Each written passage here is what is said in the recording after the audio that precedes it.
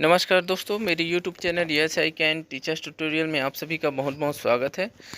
दोस्तों, आज हम लोग सीजी टेट 2024 प्राइमरी में जो बाल विकास एवं शिक्षा शास्त्र के प्रश्न पूछे गए थे, सारे प्रश्नों को देखेंगे। 1 से लेकर 30 तक के सभी प्रश्नों को संक्षिप्त रूप में समझते जाएंगे।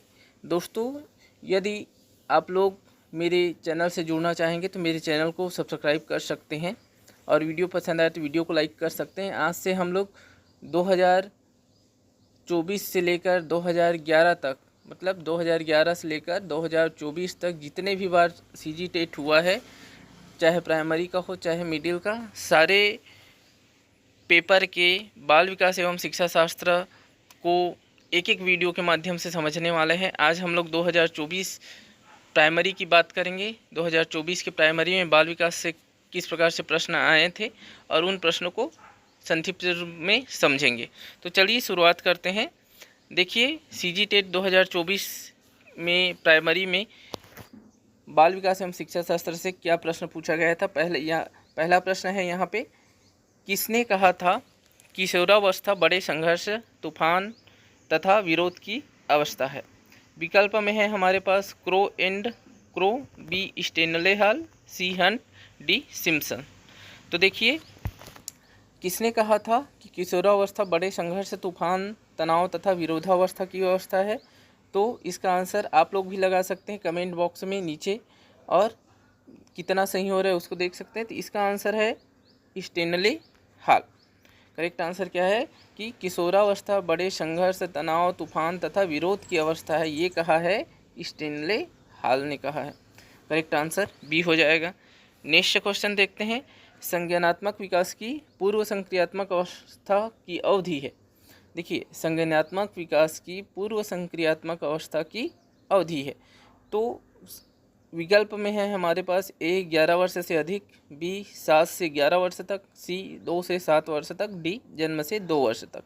तो देखिए, संज्ञानात्मक, सबसे पहले तो हम ये जानते हैं कि संज्ञानात्मक विकास का जो सिद्धांत है वो किसने दिया था। तो संज्ञानात्मक विकास का सिद्धांत दिया था जीन पियाजे ने दिया था। किसने दिया था?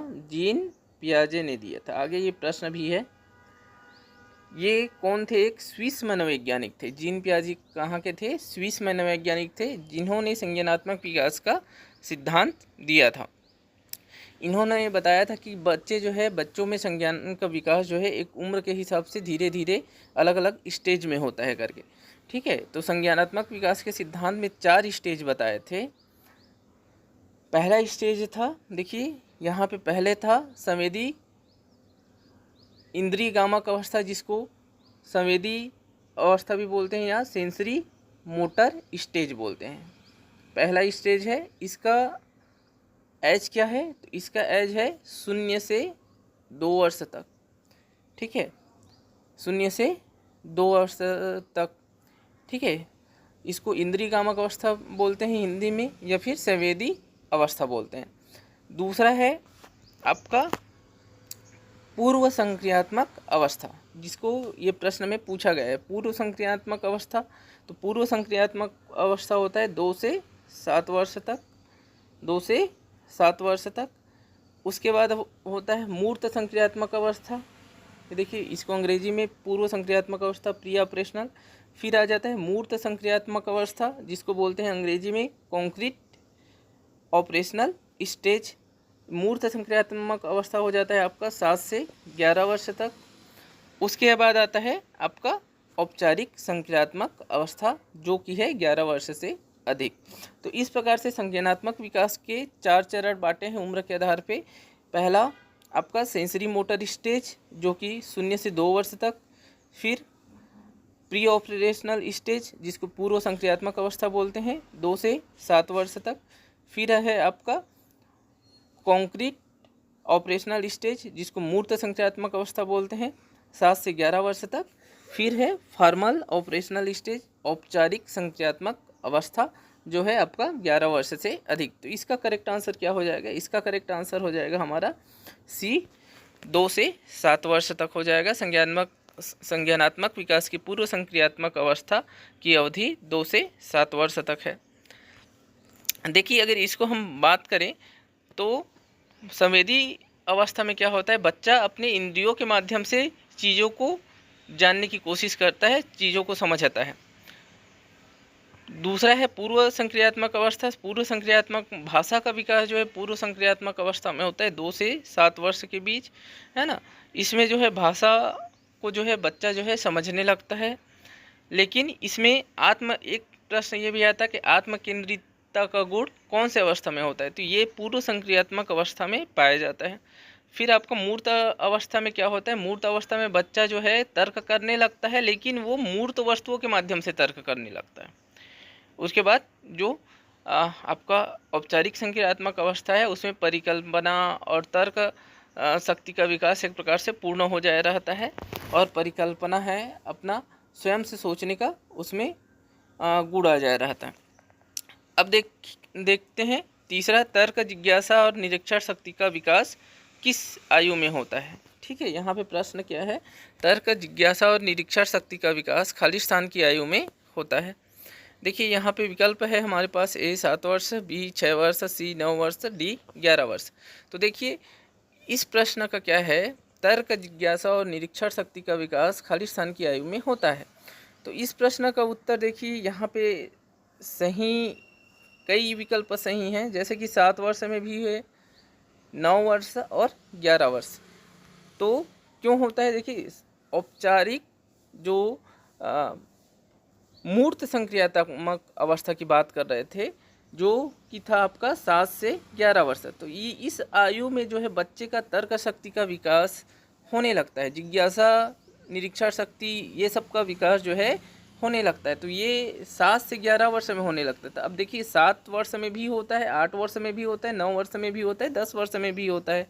ठीक है, इसलिए इस प्रश्न का आंसर आपका क्या है, ए भी है, सी भी है, डी भी है। व्यापम ने भी इस प्रकार से आंसर लिया है कि इसके 3 विकल्प जो है सही है, 7 वर्ष, 9 वर्ष, 11 वर्ष।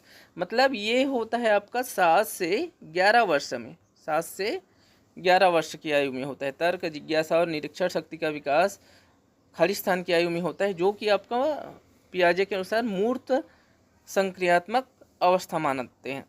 ठीक है, तो ये जो है आपका तर्क जिज्ञासा निरीक्षण शक्ति का विकास ये सब है ना, कई उम्र में होता है। 7 वर्ष में भी हो रहा है, 8 में भी हो रहा है, 9 में भी हो रहा है, 10 में भी हो रहा है, 11 में हो रहा है और शायद 12 में भी हो। तो इस प्रकार से इसका आंसर जो है आपका 7, 9, 11 हो गया। इसका आंसर जो है व्यापम ने इसी प्रकार से लिया है कि 3 आंसर इसके सही हैं, ए, सी और डी। नेक्स्ट क्वेश्चन देखते हैं हम लोग। जे पियाजे द्वारा प्रतिपादित सिद्धांत है। देखिए जे पियाजे मतलब जीन पियाजे द्वारा। ठीक है, ए संज्ञानात्मक विकास का सिद्धांत, बी गामक विकास, सी सामाजिक विकास, डी शारीरिक विकास।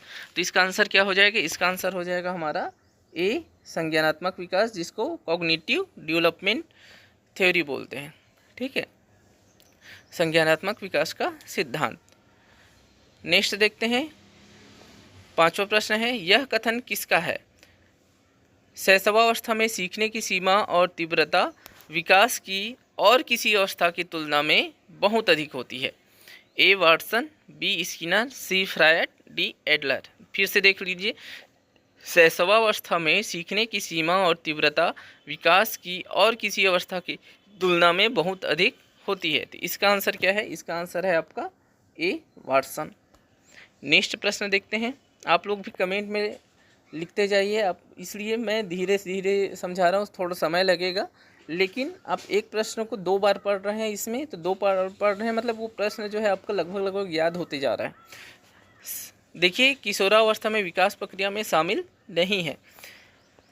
यहाँ पे विकल्प है शारीरिक विकास, मानसिक विकास, भाषा विकास, संवेगात्मक विकास, है ना। देखिए क्या बोला है कि किशोरावस्था में विकास प्रक्रिया में शामिल नहीं है। तो देखिए किशोरावस्था में विकास प्रक्रिया में क्या कौन कौन से विकास शामिल होते हैं, तो शारीरिक विकास शामिल होता है, मानसिक विकास शामिल होता है, संवेगात्मक विकास शामिल होता है, सामाजिक विकास शामिल होता है, नैतिक विकास शामिल होता है। ठीक है, तो देखिए इसमें से कौन सा आंसर हो जाएगा, सी जो है आंसर करेक्ट हो जाएगा कि भाषा का विकास जो है किशोरावस्था में विकास प्रक्रिया में शामिल नहीं है।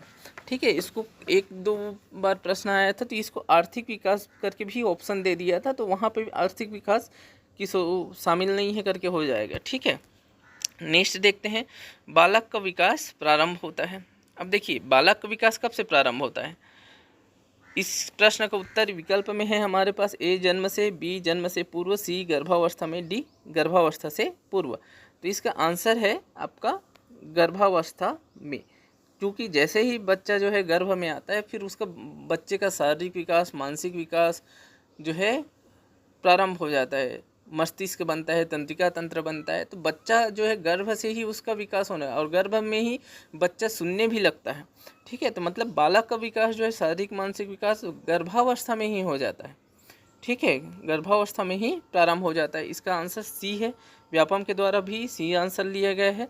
लेकिन यहाँ पे ये दिक्कत ये है कि यहाँ पे ये जन्म से पूर्व करके अलग से विकल्प दे दिया है। तो गर्भावस्था भी जन्म से पूर्व है, तो कुछ लोग इसको जो है एग्जाम में इसको भी टिक लगा के आए थे, तो ये भी आंसर सही हो सकता था, लेकिन ज़्यादा करेक्ट आंसर जो है ज़्यादा सुटेबल आपका गर्भावस्था है, इसलिए व्यापम ने भी गर्भावस्था को लिया है।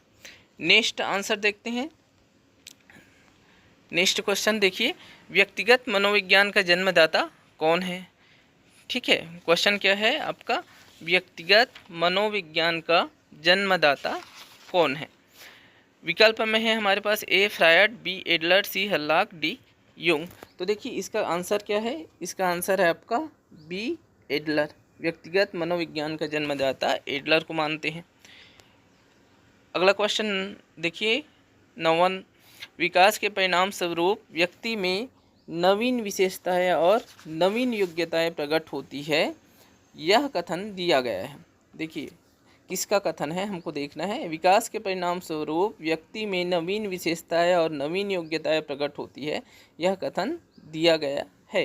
किसके द्वारा दिया गया है, ए हल्लाक का, बी फ्रीमेन का, सी कैटेल का, डी वुडवर्थ का। तो देखिए ये जो है किसके द्वारा दिया गया है, ये हल्लाक के द्वारा दिया गया है, इम्पोर्टेंट कथन है।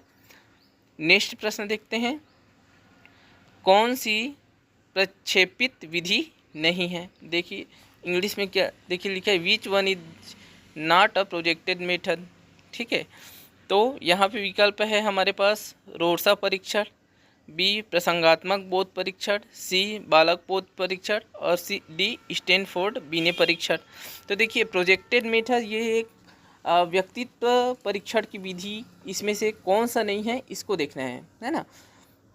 ये एक मनोवैज्ञानिक परीक्षण की विधि है जिसमें बच्चे क्या या किसी व्यक्ति का उसका अनकॉन्शियस माइंड का, अवचेतन मन की क्या इच्छा है, क्या भावना है, उसके विचार को, उसके मानसिक स्थिति को जाना जाता है।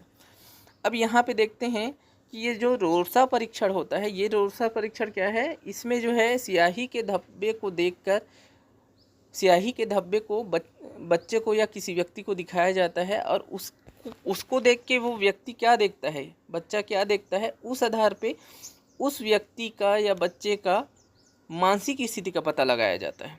तो ये जो है आपका रोर्सा परीक्षण में होता है, ये भी एक व्यक्तित्व परीक्षण विधि है, मनोवैज्ञानिक विधि है। ठीक है, तो ये जो है आंसर नहीं होगा क्योंकि यहाँ पे नहीं है, जबकि ये प्रक्षेपित विधि के अंतर्गत आता है।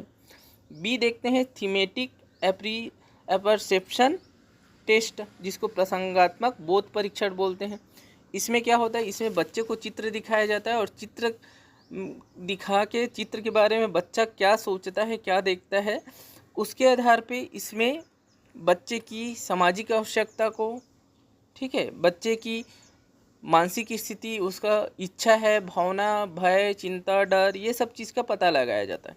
तो ये भी क्या है, थीमेटिक है ना, जो प्रसंगात्मक बोध परीक्षण विधि है, ये भी प्रक्षेपित विधि है। सी है बालक बोध परीक्षण, तो इसमें भी वही है, इसमें भी बच्चों को जो है अलग अलग चित्र वगैरह के माध्यम से बच्चे का परीक्षण किया जाता है, उसके व्यक्तित्व का परीक्षण किया जाता है, उसके अंदर में असुरक्षा की भावना है, चिंता की भावना है, डर की भावना है, या फिर उसकी क्या इच्छा है, क्या आवश्यकता है, ये सब चीज़ का इसमें पता लगाया जाता है। ठीक है, इसको संक्षेप रूप में CAT भी बोलते हैं। तो इस प्रकार से जो है ये तीनों विधि ही क्या है, प्रोजेक्ट मेथड है ए, बी और सी। डी क्या है, स्टैनफोर्ड बीने परीक्षण क्या है, ये जो है एक आईक्यू टेस्ट है। बच्चे का आईक्यू टेस्ट के लिए या किसी व्यक्ति का आईक्यू टेस्ट के लिए क्या करते हैं, स्टैनफोर्ड बीने परीक्षण किया जाता है। तो ये जो है आपका इसका आंसर क्या हो जाएगा, इसका आंसर हो जाएगा हमारा स्टैनफोर्ड बीने परीक्षण, क्योंकि बाकी सब प्रक्षेपित विधि के अंतर्गत है, ये जो है प्रक्षेपित विधि के अंतर्गत नहीं है। नेक्स्ट प्रश्न देखते हैं हम लोग, सामाजिक तत्वों में सभी शामिल है केवल एक को छोड़ के। तो देखिए सामाजिक तत्वों में क्या क्या शामिल है एक को छोड़ के, ए पारिवारिक संबंध, बी जन्मक्रम, सी पड़ोस, डी लोगों का व्यवहार। तो देखिए यहाँ से स्पष्ट दिख रहा है कि पारिवारिक संबंध सामाजिक है। दूसरा है आपका जन्मक्रम, तो देखिए जन्मक्रम बर्थ ऑर्डर ये तो सामाजिक तत्व नहीं है। सी पड़ोस है और डी लोगों का व्यवहार है। तो करेक्ट आंसर हमारा क्या है, केवल एक को छोड़कर, क्या शामिल नहीं है उसको देखना है, तो बी हमारा करेक्ट आंसर हो जाएगा। नेक्स्ट प्रश्न देखते हैं, संवेदी क्रियात्मक खेल किस अवस्था का है। तो देखिए संवेदी क्रियात्मक अवस्था नाम से ही स्पष्ट आ रहा है कि संवेदी है ना, संवेदी अंग या फिर इंद्रिय के माध्यम से जो खेल होते हैं वो कौन से अवस्था का है। तो ए शैशव काल का, बी बाल्यावस्था का, सी किशोरावस्था का, तो डी युवावस्था का। तो नाम से स्पष्ट हो रहा है संवेदी गामक अवस्था मतलब शैशव काल है ना। क्या आंसर हो जाएगा इसका, ए आंसर करेक्ट हो जाएगा। नेक्स्ट प्रश्न देखते हैं, परिमाणात्मक तथा गुणात्मक पक्ष सम्मिलित रहते हैं। ए बुद्धि में, बी विकास में, सी परिवार में, डी समुदाय में। तो देखिए परिमाणात्मक और गुणात्मक पक्ष दोनों शामिल होते हैं, किस में शामिल होते हैं, तो करेक्ट आंसर है आपका विकास में होते हैं। नेक्स्ट प्रश्न देखते हैं, शारीरिक वृद्धि पर प्रभाव डालने वाली ग्रंथि है। ए एड्रिनल, बी थायमस, सी पीनियल और डी पिट्यूटरी। तो देखिए शारीरिक वृद्धि पर प्रभाव डालने वाली ग्रंथि कौन सा है, ये जो है पिट्यूटरी ग्रंथि है। कौन सा ग्रंथि है, पिट्यूटरी ग्रंथि। ये जो है शारीरिक वृद्धि पे भी इसका प्रभाव पड़ता है, खासकर हड्डी वगैरह के, ठीक है। साथ ही साथ ये जो है हार्मोन्स को नियंत्रित करता है, हार्मोन्स को शरीर की विभिन्न क्रियाओं को नियंत्रित करने के लिए जो है ये जो है इम्पोर्टेंट है। तो इसका पिट्यूटरी ग्रंथि का शारीरिक वृद्धि पर प्रभाव पड़ता है, इसको मास्टर ग्रंथि भी बोलते हैं, याद कर रखिएगा।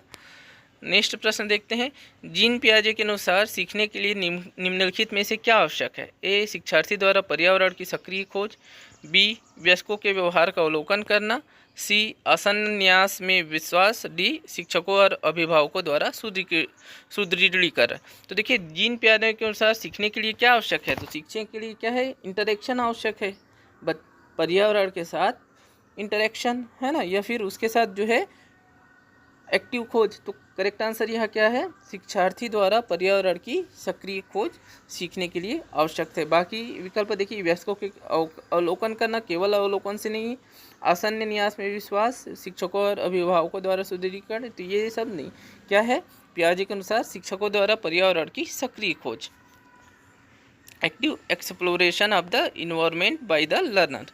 नेक्स्ट प्रश्न देखते हैं, बच्चे सक्रिय रूप से दुनिया के बारे में अपनी समझ का निर्माण करते हैं, एक कथन है जिसका श्रेय दिया जाता है। देखिए वही रिलेटेड क्वेश्चन है कि बच्चे सक्रिय रूप से दुनिया के बारे में अपनी समझ का निर्माण करते हैं, अपने स्वयं की समझ का निर्माण करते हैं।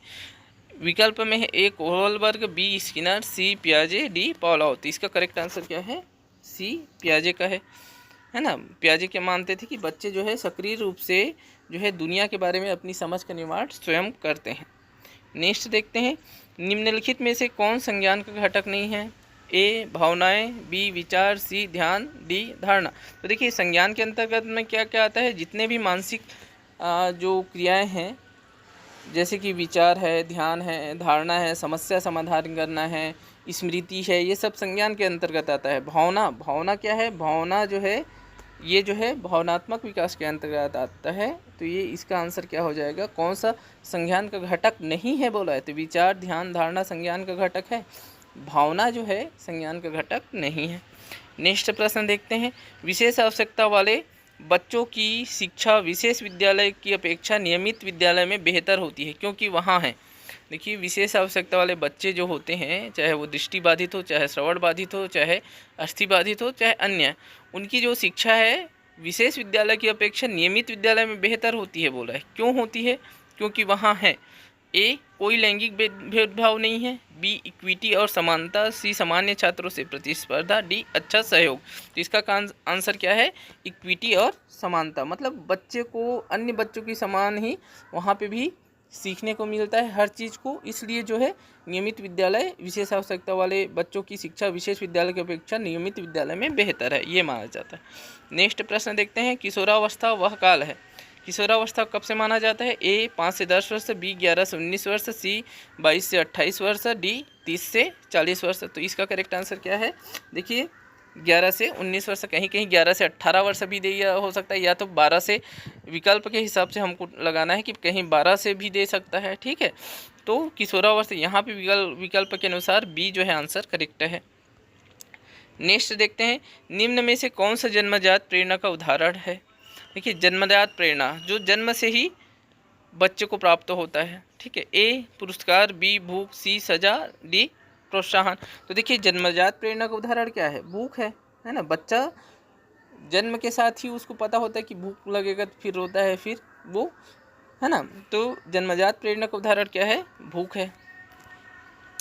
21 देखिए, 21 नंबर का प्रश्न, निम्नलिखित में से कौन सा कारक लोकोमोटर गतिमान विकलांगता वाले छात्रों के सफल समावेशन में बाधा डालता है? इसका मतलब क्या है कि जो लोकोमोटर, जिसको चलने फिरने में समस्या होती है, जो अस्थिबाधित बच्चे होते हैं, ठीक है, ऐसे बच्चे लोग, ऐसे दिव्यांग बच्चों को, छात्रों को समावेशन में बाधा डालता है। मतलब वो जो है उस कक्षा में या उस वातावरण में समायोजित हो पाए, अपने आप को एडजस्ट कर पाए, इसमें बाधा डालता है। तो कौन सा चीज़ बाधा डालता है? देखिए ए लचीला पाठ्यक्रम, फ्लेक्सिबल करिकुलम, बी दुर्गम बुनियादी ढांचा, है ना, क्या बोलते हैं, इनएक्सिबल इंफ्रास्ट्रक्चर, और सी है सहानुभूतिपूर्ण रवैया, और डी उपरोक्त में से एक से अधिक। तो देखिए यहाँ पे करेक्ट आंसर क्या हो जाएगा? यहाँ पे करेक्ट आंसर हो जाएगा हमारा दुर्गम बुनियादी ढांचा। यदि आपका बुनियादी ढांचा, वहाँ की स्कूल का स्ट्रक्चर,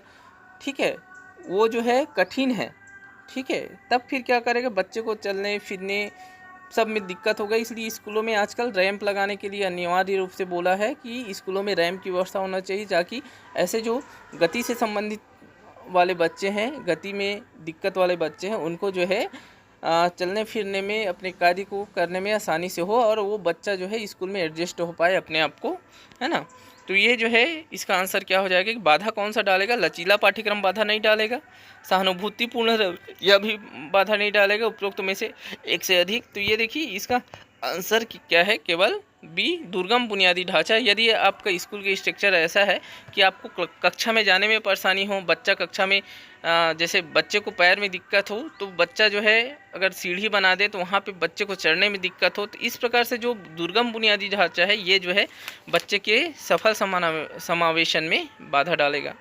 नेक्स्ट देखते हैं, एक छात्र को गिटार सीखने में आनंद आता है और लंबे समय तक अभ्यास करने के बावजूद उसे संतुष्टि मिलती है। छात्र है, ए अपने शिक्षक को खुश करने की कोशिश कर रहा है, बी प्रशंसा के लिए दूसरों से प्रतिस्पर्धा करना, सी आंतरिक रूप से प्रेरित, और डी उपरोक्त में से कोई नहीं। तो देखिए यहाँ पे अगर क्वेश्चन को आप ध्यान से समझेंगे कि क्या बोले, एक छात्र को गिटार सीखने में आनंद आता है और लंबे समय तक अभ्यास करने के बावजूद उसे संतुष्टि मिलती है। मतलब उसको स्वयं को आनंद आ रहा है, भाई वो कोई किसी के बोलने से नहीं कर रहा है ना, स्वप्रेरित है, वो गिटार सीखने में उसको आनंद आता है और लंबे समय तक वो गिटार को का अभ्यास जो है करते रहता है। ठीक है, तो यहाँ पे जो छात्र है वो शिक्षक को खुश करने के लिए नहीं कर रहा है, बल्कि अपने सेल्फ एंजॉय के लिए जो है गिटार बजा रहा है और उसका अभ्यास कर रहा है। तो ये आंसर गलत है। दूसरा, प्रशंसा के लिए दूसरों से स्पर्धा करना, वो प्रशंसा के लिए भी नहीं कर रहा है, क्या कर रहा है, वो स्वयं के आनंद के लिए गिटार बजा रहा है। सी आंतरिक रूप से प्रेरित, तो करेक्ट आंसर क्या हो जाएगा हमारा? सी आंतरिक रूप से प्रेरित। अगला प्रश्न देखते हैं, मनुष्य में विकास होता है। अब देखिए मनुष्य में विकास होता है, ए किशोरावस्था के अंत तक, बी बचपन के अंत तक, सी वयस्कता की शुरुआत तक, और डी जीवन भर तक। तो देखिए मनुष्य में विकास क्या होता है? जीवन भर होता है। देखिए वृद्धि और विकास, हम विकास में जो है शारीरिक, मानसिक, है ना, संज्ञानात्मक, भावनात्मक सारे चीज़ आता है। तो विकास जो है केवल शारीरिक वृद्धि के अंतर्गत वृद्धि और विकास दोनों में जब हम इसको डिटेल में पढ़ेंगे तो विकास जो है ऐसी प्रक्रिया है जो जीवन भर चलते रहता है, चाहे वो कितना भी उम्र का हो जाए। ठीक है, तो मनुष्य में विकास कहाँ कब तक होता है, तो जीवन भर होता है। नेक्स्ट प्रश्न देखते हैं, वंचित पृष्ठभूमि के बच्चों की ज़रूरतों को पूरा करने के लिए एक शिक्षक को चाहिए। ठीक है, वंचित पृष्ठभूमि मतलब जो बच्चे बहुत सारे सुविधा से वंचित है ना, ऐसे बच्चे के ऐसे पृष्ठभूमि के बच्चों की ज़रूरतों को पूरा करने के लिए एक शिक्षक को क्या चाहिए। ए, उनके बारे में और अधिक जानने की कोशिश करें और उन्हें कक्षा चर्चा में शामिल करें। बी, उन्हें कक्षा में अलग से बैठाए। सी, उन्हें अनदेखा करे क्योंकि वे उन अन्य छात्रों से बातचीत नहीं कर सकते हैं। डी, उन्हें बहुत सारे लिखित कार्य दे।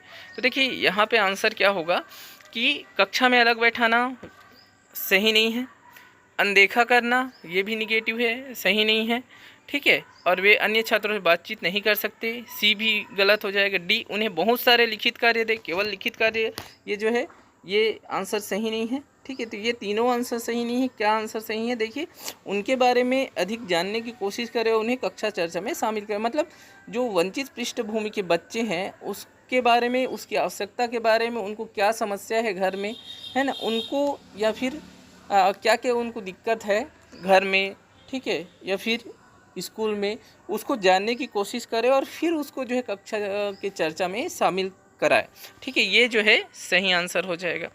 नेक्स्ट देखते हैं, पाठ्यक्रम अनुकूलन प्रक्रिया के चरणों को व्यवस्थित करें। अब ये दिया है, क्या बोला है, दिया है देखिए, पाठ्यक्रम अनुकूलन प्रक्रिया के चरणों को व्यवस्थित करें। ए दिया है, पाठ्यचर्या अनुकूलन के लिए आवश्यकता का निर्धारण करना। बी, अनुकूलन की आवश्यकता वाले तत्वों की पहचान करना। सी, पाठ्यचर्या अनुकूलन लागू करना। और डी, शिक्षण और व्यवहार प्रबंधन तकनीकों का चयन करना।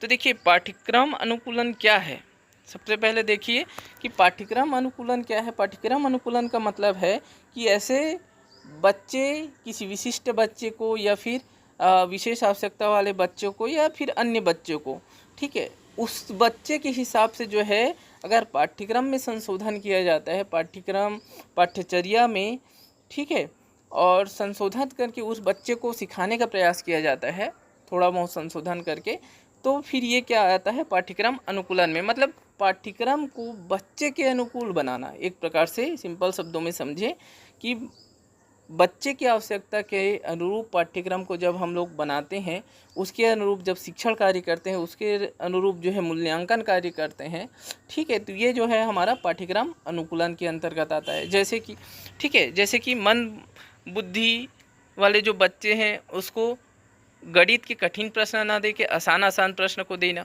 ठीक है, आसान प्रश्न से शुरुआत करना, तो ये जो है पाठ्यक्रम अनुकूलन के अंतर्गत आ जाएगा। आपका जैसे कि दृष्टिबाधित बच्चे हैं, दृष्टिबाधित बच्चे को जो है आपका ब्रेल लिपि के माध्यम से सिखाने का प्रयास करना, तो वो भी पाठ्यक्रम अनुकूल। भाई पाठ्यक्रम को हम क्या कर रहे हैं, बच्चे के हिसाब से डाइवर्ट कर रहे हैं, बच्चे के आवश्यकता के हिसाब से कोशिश कर रहे हैं कि बच्चा जो है इसके माध्यम से नहीं सीख रहा है तो उसके माध्यम से सीखे, मतलब बच्चे की आवश्यकता के अनुरूप उसको ढालने का प्रयास कर रहे हैं पाठ्यक्रम को। ठीक है, जैसे श्रवण बाधित बच्चे हैं उसके लिए हम इशारों का उपयोग कर सकते हैं।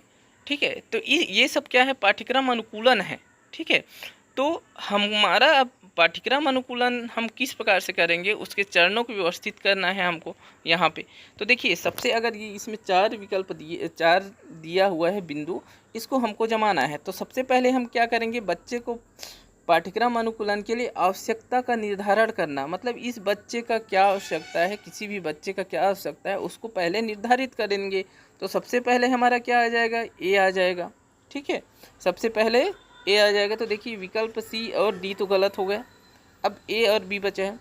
अब इसके बाद आवश्यकता का निर्धारण कर लेंगे, फिर क्या करेंगे हम कि भाई बच्चों को इस चीज़ की आवश्यकता है, तो अनुकूलन की आवश्यकता वाले तत्वों की पहचान करना। अब अनुकूलन की आवश्यकता, इस चीज़ की आवश्यकता है, इसके लिए हमको कौन सा चीज़ चाहिए, ठीक है, उसको, ये दूसरा विकल्प आएगा ए के बाद कि अनुकूलन की आवश्यकता वाले तत्वों की पहचान करना। फिर क्या हो जाएगा, जब पहचान हो जाएगा कि इस चीज़ में इसकी बच्चे की आवश्यकता है, फिर क्या करेंगे हम, शिक्षण और व्यवहार प्रबंध तकनीकों का चयन करना। हमको क्या करना है, शिक्षण विधि का, मूल्यांकन विधि का, ठीक है, उसके बच्चे के साथ कैसे व्यवहार प्रबंधन करना है, इन सब का हम चयन करेंगे। ठीक है, उसके बाद लास्ट क्या है, चयन करने के बाद फिर पाठ्यचर्या अनुकूलन लागू करना, मतलब बच्चे को उस तरीके से फिर अध्यापन कराना, बच्चे को सिखाना। ठीक है, तो हमारा क्या आंसर हो जाएगा, देखिए विकल्प ए, बी, डी और सी, हमारा ए विकल्प जो है करेक्ट आंसर हो जाएगा। नेक्स्ट देखते हैं, कॉलम ए एवं कॉलम बी से सही विकल्प का मिलान करें। अब ये देखिए, ये जो है आपका अधिगम अक्षमता के अंतर्गत आता है, जैसे कि जो लर्निंग डिसेबिलिटी है, ठीक है, या फिर जो सीखने में कठिनाई होती है, उसका यहाँ पे दिया हुआ है कॉलम ए एवं कॉलम बी से सही विकल्प का मिलान करें। कॉलम ए है आपका विकल्प दिया हुआ है, जैसे कि ए डिसलेक्सिया, बी डिसग्राफिया, सी डिसकैलकुलिया, डी डिसरथ्रिया। अब देखिए ये हम इसको देखेंगे तो बी कॉलम में दिया है पढ़ने और भाषा की कठिनाई, दूसरा अंकगणितीय कौशल में कठिनाई, लेखन कौशल में कठिनाई, बोलने की क्षमता में कठिनाई। तो देखिए डिसलेक्सिया क्या है, डिसलेक्सिया है पढ़ने और भाषा की कठिनाई, जिसमें बच्चा जो है अक्षरों को, है ना, उल्टा देखता है, लिखते समय उल्टा लिख देता है। ठीक है, उसको पढ़ने में समस्या होता है, तो ये जो है पढ़ने और भाषा की कठिनाई है। डिसग्राफिया क्या है, डिसग्राफिया लेखन कौशल से संबंधित कठिनाई है ना, ये अलग अलग भी क्वेश्चन ये आता है। डिसकैलकुलिया क्या है, कैलकुलिया कैलकुलेस है ना, मतलब अंकगणितीय कौशल में कठिनाई। और डिसरथ्रिया ये होगा आपका बोलने की क्षमता में कठिनाई। तो इस प्रकार से इसका आंसर क्या हो जाएगा, देखिए ए आपका मिला है ए फर्स्ट से, बी मिला है आपका थर्ड से, और सी मिला है आपका सेकंड से, और डी मिला है आपका, डी किससे मिला है, फोर्थ से। तो देखिए फर्स्ट ए जो है फर्स्ट से, बी थर्ड से, और सी सेकंड से, और डी फोर्थ से। तो करेक्ट आंसर क्या हो जाएगा इसका, सी विकल्प करेक्ट हो जाएगा। नेक्स्ट देखते हैं, रचनात्मकता आमतौर पर इसके साथ जुड़ी होती है। देखिए रचनात्मकता क्रिएटिविटी किसके साथ जुड़ी होती है, ए नकल, बी मॉडलिंग, सी अभिसारी चिंतन, और डी अपसारी चिंतन। तो देखिए रचनात्मकता किसके साथ जुड़ी होती है, तो रचनात्मकता जो है नकल के साथ तो जुड़ी नहीं होती है, मॉडलिंग, अभिसारी चिंतन, अपसारी चिंतन के साथ जुड़ी होती है। अपसारी चिंतन को अगर समझें तो अपसारी चिंतन क्या होता है, मतलब किसी भी समस्या के समाधान के लिए जब हमारे पास कई विकल्प हो, हम एक ही समस्या या एक ही चीज़ का एक ही बिंदु पे कई तरह से सोचें, है ना, अलग अलग पहलुओं को, सभी पहलुओं को सोचते हुए उसको उत्तर खोजने की कोशिश करें, और उसका उत्तर जो है कई हो सकता है, तब ये क्या हो जाएगा, हमारा अपसारी चिंतन के अंतर्गत आएगा, अपसारी सोच के अंतर्गत आएगा, जिसमें सभी पहलुओं की ओर हमारा ध्यान जाता है। हम अपने विचारों को जो है क्या करते हैं, किसी एक बिंदु पर केंद्रित करके उसको नहीं करते हैं, उसको हर तरह से हर पहलू को, उस बिंदु का हर पहलू को सोचते हैं। ठीक है, हर दिशा में उसको सोचते हैं, तो ये होता है अपसारी चिंतन। इसमें क्या होता है, एक ही समस्या का समाधान जो है कई हो सकता है। ठीक है, अब तो देखिए रचनात्मकता भी क्या है, रचनात्मकता जब क्या है, इसमें कल्पनाशीलता का उपयोग होता है, लचीलापन होता है, होता है मतलब कि इसका उत्तर जो है ज़रूरी नहीं है कि एक जैसा है, मैं जो है उसी चीज़ को मैं अलग तरीके से सोचूंगा, कोई दूसरा अलग तरीके से सोचेगा। ठीक है, अगर एक ही व्यक्ति जो है एक ही चीज़ को कई प्रकार से सोच रहा है कि इसका ऐसा भी हो सकता है, ऐसा भी हो सकता है, तो ये अपसारी चिंतन है। तो रचनात्मकता क्या होता है, अपसारी चिंतन से ही जुड़ा है, क्योंकि रचनात्मकता मतलब नए चीज़ों को खोज करना, है ना, नए चीज़, है ना, कुछ नया उसमें लाना। तो ये हमारा आंसर क्या हो जाएगा, ये डी हो जाएगा। ठीक है, अपसारी सोच की विशेषता क्या है, कल्पनाशीलता, लचीलापन, है ना, सभी पहलुओं को देखना, मतलब दिशा जो है उसका अलग अलग दिशाओं में सोचना, ये सब इसका अपसारी सोच का गुण है या विशेषता है। ठीक है, नेक्स्ट देखते हैं, विकलांग बच्चों के लिए एकीकृत शिक्षा की केंद्र प्रायोजित योजना का उद्देश्य विकलांग बच्चों के लिए शैक्षिक अवसर प्रदान करना है। ए विशेष स्कूल में, बी ओपन स्कूल, सी नियमित school, D blind relief association school. तो देखिए जो केंद्र सरकार की जो योजना है, इसका मतलब क्या है, प्रश्न में क्या बोला जा रहा है कि विकलांग बच्चों के लिए एकीकृत शिक्षा मतलब समावेशी शिक्षा की बात कर रहे हैं। ठीक है, इंटीग्रेटेड एजुकेशन। तो विकलांग बच्चों के लिए जो समावेशी शिक्षा की केंद्र प्रायोजित योजना है, उसका उद्देश्य विकलांग बच्चों के लिए खालिस्तान विकलांग बच्चों के लिए शैक्षिक अवसर प्रदान करना है। तो कहाँ शैक्षिक अवसर प्रदान करना है? तो भाई समावेशी शिक्षा क्या बोलता है कि नियमित स्कूल में, ठीक है, नियमित स्कूल में शैक्षिक अवसर प्रदान करना। करेक्ट आंसर सी हो जाएगा। 29वां प्रश्न देखिए, शिक्षा का अधिकार अधिनियम 2009 का उद्देश्य किस स्तर के बच्चों के लिए मुक्त और अनिवार्य शिक्षा को एक अधिकार बनाता है? तो देखिए क्या बोला है, शिक्षा का अधिकार अधिनियम 2009 का उद्देश्य एक किस स्तर के बच्चों के लिए मुक्त और अनिवार्य शिक्षा को एक अधिकार बनाता है?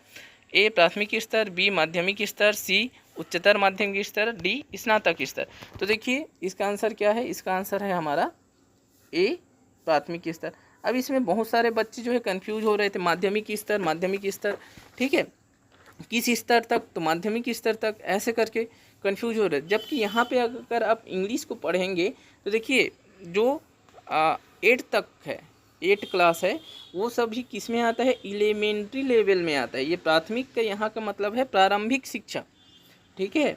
तो यहाँ अंग्रेजी को जब आप पढ़ेंगे तो क्लियर हो जाएगा कि एलिमेंट्री लेवल में मतलब प्रारंभिक शिक्षा मानते हैं क्लास 8 तक को। ये प्राथमिक स्तर का यहाँ पे ये मतलब नहीं है कि क्लास 1 से लेकर 5। यहाँ पे प्राथमिक स्तर का मतलब जब इंग्लिश को देखेंगे तो एलिमेंट्री लेवल बोला है, प्राइमरी लेवल, ठीक है। तो एलिमेंट्री लेवल का मतलब है कि प्रारंभिक शिक्षा कब तक को मानते हैं, क्लास 1 से लेकर 8 तक को प्रारंभिक शिक्षा मानते हैं, ठीक है। अगर इंग्लिश के विकल्प देखेंगे, देखिए माध्यमिक स्तर यहाँ मिडिल नहीं बोला है भाई, यहाँ पे क्या बोला है आपका सेकेंडरी लेवल बोला है जो 9 से चालू होता है, ठीक है। तो इस माध्यमिक में यहाँ पे कन्फ्यूजन नहीं होना है, 6 से 8 को पूर्व माध्यमिक बोला जाता है, ठीक है। और पूर्व माध्यमिक का मतलब ये, और यहाँ पे प्राथमिक स्तर का मतलब है कि प्रारंभिक शिक्षा, ठीक है। अगर इंग्लिश को पढ़ेंगे तो इंग्लिश से आपको समझ आएगा, ठीक है। उसी प्रकार देखिए हायर सेकेंडरी लेवल और ग्रेजुएशन लेवल, तो ये तो होगा नहीं। यहाँ पे मेन कन्फ्यूजन बच्चे लोगों को ये हो रहा था कि ये और ये है ना, कुछ लोग इसका आंसर मान रहे थे, लेकिन ये जो है आप अंग्रेजी में देखेंगे तो स्पष्ट हो जा रहा है कि आपका ए आंसर है। यहाँ पे प्राथमिक स्तर जो है, प्राथमिक स्तर का मतलब प्रारंभिक शिक्षा से है, ठीक है, जो कि 1 से लेकर 8 तक मानते हैं। अगला प्रश्न देखते हैं, एक विशेष शिक्षक की जिम्मेदारियां विकल्प में है। देखिए यहाँ पहले तो कुछ बिंदु दिया हुआ है, ए प्रत्येक छात्र को ट्यूशन प्रदान करे, बी नियमित परीक्षण और आकलन करे, सी विद्यार्थी को IEP के साथ संरक्षित करने के लिए पाठ्य योजनाओं को संशोधित करे, और डी सभी छात्रों के साथ समान व्यवहार करें। निम्नलिखित विकल्पों में से सही उत्तर का चयन कीजिए। तो देखिए ये क्या बोल रहा है कि एक विशेष शिक्षक की जिम्मेदारी है ना, ये नॉर्मल स्कूल के लिए नहीं बोल रहे हैं, ये क्या बोल रहे हैं, एक विशेष शिक्षक जो स्पेशल एजुकेटर होते हैं उस शिक्षक की क्या जिम्मेदारी है। तो उस शिक्षक की जिम्मेदारी क्या है, देखिए प्रोवाइड 1-to-1 ऑन-1 ट्यूटोरिंग, है ना। तो देखिए प्रत्येक छात्र को ट्यूशन प्रदान करने, ये जो है करेक्ट है कि जो विशेष शिक्षा वाले होते हैं उसको हर बच्चों को एक एक करके अलग अलग जो है ट्यूशन प्रदान करना रहता है, ठीक है। तो ये जो है करेक्ट है। बी क्या है, नियमित परीक्षण और आकलन करें, तो ये भी करेक्ट है, ए भी करेक्ट है, बी भी करेक्ट है। सी क्या बोला है, विद्यार्थी को IEP के साथ संरक्षित करने के लिए पाठ्य योजनाओं को संशोधित करें। अब देखिए ये IEP क्या है, ये व्यक्तिगत शिक्षा कार्यक्रम, ठीक है। IEP का मतलब व्यक्तिगत शिक्षा कार्यक्रम है ना, क्या बोलते हैं इसको, व्यक्तिगत शिक्षा कार्यक्रम। विद्यार्थी को मतलब व्यक्तिगत शिक्षा कार्यक्रम मतलब देखिए क्या बोला है, विद्यार्थी को IEP के साथ संरक्षित करने के लिए पाठ्य योजनाओं को संशोधित करें। मतलब जो हम लोग अभी पाठ्यक्रम अनुकूलन की जो बात कर रहे थे वही यहाँ पे भी बोला है कि एक व्यक्तिगत शिक्षा कार्यक्रम का मतलब कि बच्चे के जो आवश्यकता है उसके हिसाब से हम पाठ्य योजनाओं को संशोधित करेंगे, ठीक है। तो ये भी विशेष शिक्षक की जिम्मेदारी होती है। डी सभी छात्रों के साथ समान व्यवहार करें, तो समान व्यवहार नहीं कर सकते भाई आप वहाँ स्पेशल एजुकेटर के। समान व्यवहार का यहाँ पे ये मतलब नहीं है कि आप जो है भेदभाव करोगे, भेदभाव नहीं करना है, लेकिन यहाँ पे ये नहीं है कि आप अलग अलग बच्चे की आवश्यकता के हिसाब से अलग अलग बच्चों के साथ अलग अलग व्यवहार करोगे, ठीक है।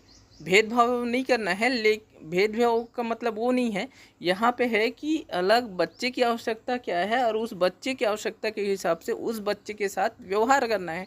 ठीक है, तो इसलिए ये डी विकल्प यहाँ पे गलत है। इसका आंसर क्या हो जाएगा आपका, केवल ए, बी और सी। आंसर क्या हो जाएगा, ए, बी और सी। तो दोस्तों इस वीडियो में इतना ही। यदि वीडियो पसंद आए तो वीडियो को लाइक कीजिएगा। ऐसे ही नेक्स्ट वीडियो के लिए जो आप मेरे चैनल को सब्सक्राइब कर सकते हैं और अपने दोस्तों के पास भी इस वीडियो को भेज सकते हैं। धन्यवाद।